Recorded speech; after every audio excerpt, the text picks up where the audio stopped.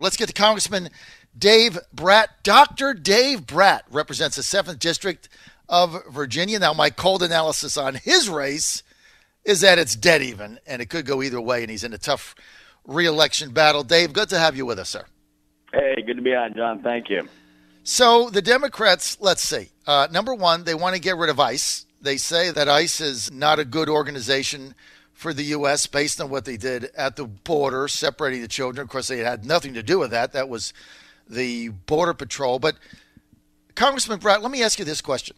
If you get rid of ICE, I'm just going to ask a simple, straight out, straight, flat question. If you get rid of ICE, and if you eliminate that organization, and somebody comes to America on a work visa, and their visa expires, and they're like, my visa expired, but there's no ICE, and there's no consequence, and I'll just take this piece of paper, throw it in the trash, and I'm just staying, and there's no ICE.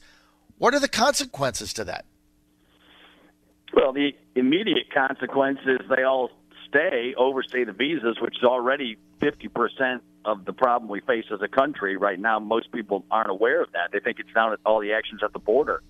But half the problem is just border overstay in the first place, and then in a global age with technology and communication, the word goes out immediately as to what happened, and you're going to get the biggest surge you've ever had. And Tucker Carlson's been doing some good reporting on this stuff at Tijuana already. There's thousands and thousands of people waiting to come in there every day, and no one will be vetted.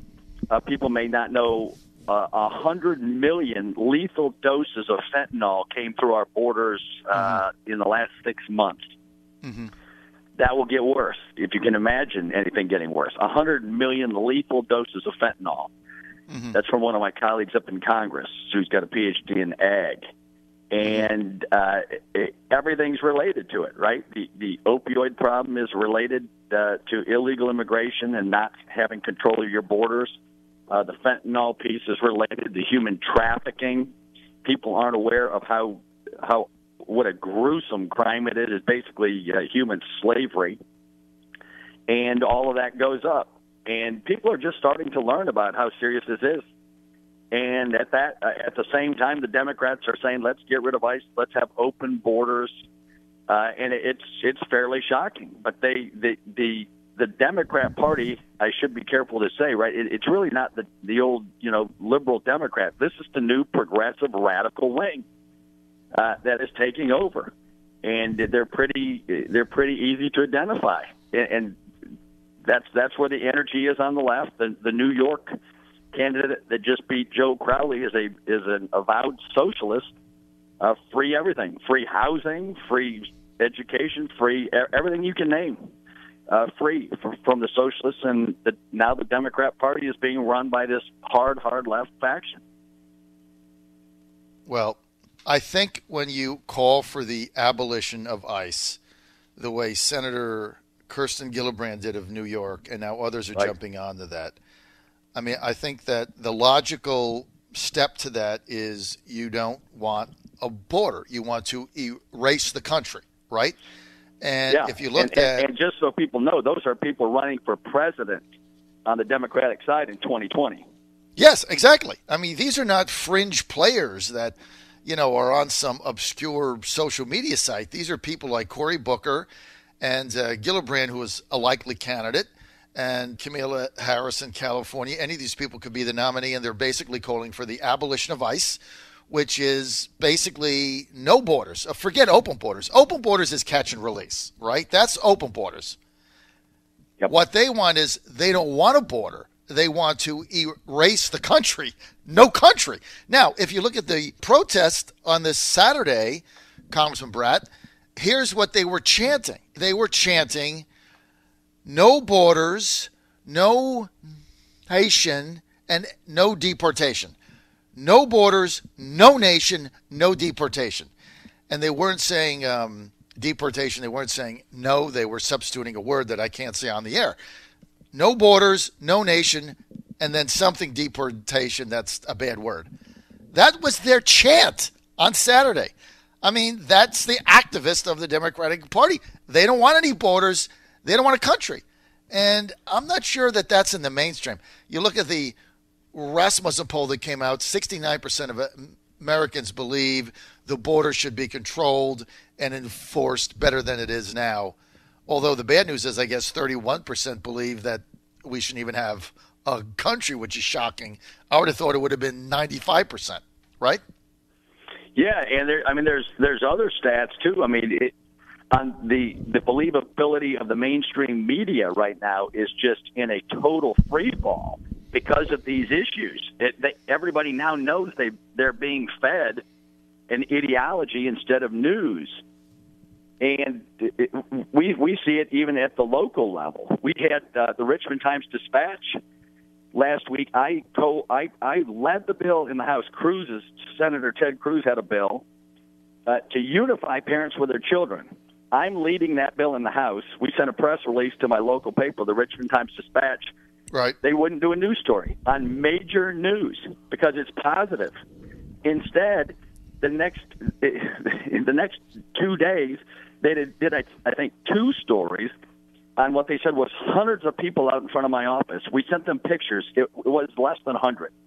We sent them pictures, evidence, everything, and they printed the number from the far left progressive activists. It's just crazy fake news going on. Instead of reporting the good news the Republicans do, they're reporting news that's fake news in the news section. This isn't the opinion page, and so the American people are seeing through it all, and they're fed up with it. Well, I think when you're talking about the abolition of ICE and basically doing away with your country, that's what they want to do, just erase it like it doesn't exist anymore.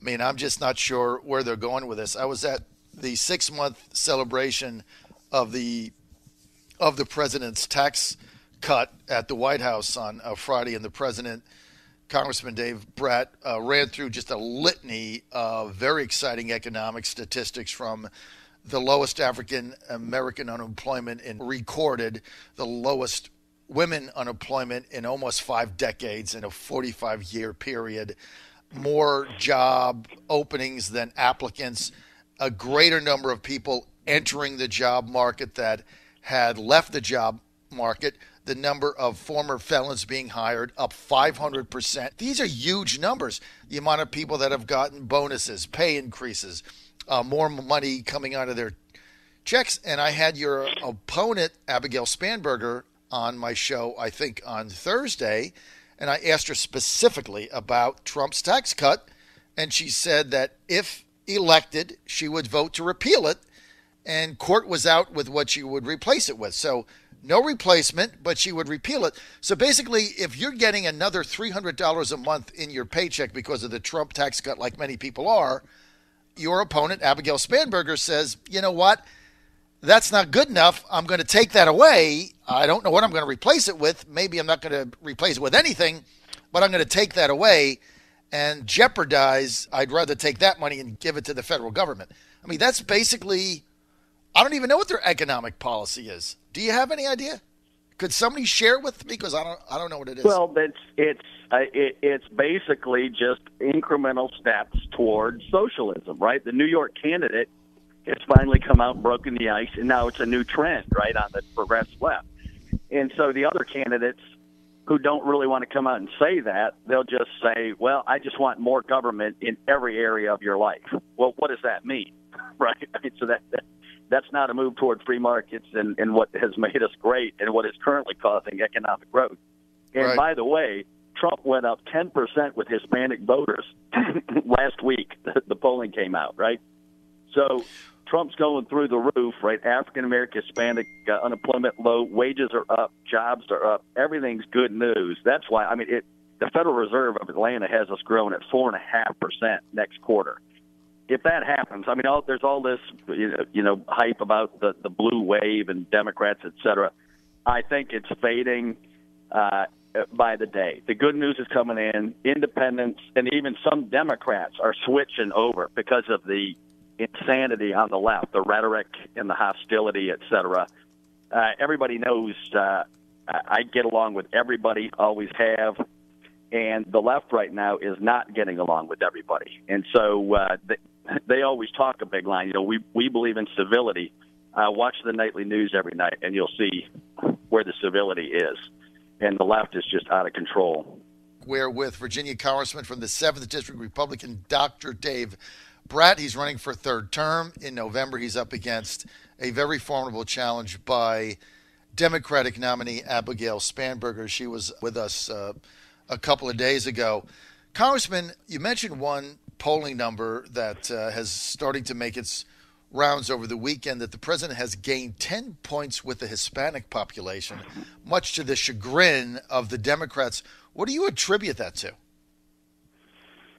Oh, I think that the mainstream media has just told the wrong story, right? Our Hispanic brothers and sisters are all good Catholics, and they believe in God's law, and they believe in the rule of law. Mm-hmm. And the idea that, there's some group that, wants chaos at the border, et cetera, I think is an insult. And so I think they see that President Trump is coming through on border security, but more importantly, probably the economics is just huge. And then they see the strength of America again, and everybody wants to feel good about having a strong country. And so we're hitting it out of the park on the Republican side on policy. And if you ask the Democrats what is their political philosophy, they can't name one in public because it's linked to moving towards socialism. They don't know what to call that. And because it's failed everywhere, it's been tried. And if you put all that together, you get Trump going up by 10% with Hispanics. And African-American folks are giving him a new look, especially on the business side. It's incredible. Young people I meet, millennials from all races, are giving the president a new look. The millennial vote is also trending up on the Republican side. And so it's just good news across the board. And Republicans aren't used to thinking in these terms of breaking people down by groups. We just love everybody, right? Republicans want what's best for everybody. So you put a system in place, an economic system, an education system, which is good for everybody. And the Democrats, unfortunately, want to separate us in every bucket they can. And they go out and target these buckets, and that's the way they do politics. And then they say, let's all get together and love each other. Really? I mean, after you split everybody up and call all the other groups bad, it's harder to unify. What do you think of some of the calls by Democrats for not necessarily violence, but, getting their bodies involved and things of this nature to protest these policies? I mean, do you think that's a little over the top? What do you think? Yeah, I do. And I mean, that's the contrast I'm talking about. I mean, most Republicans get frustrated because we don't really fight. We got Cub Scouts, Paul Ryan and Mitch McConnell.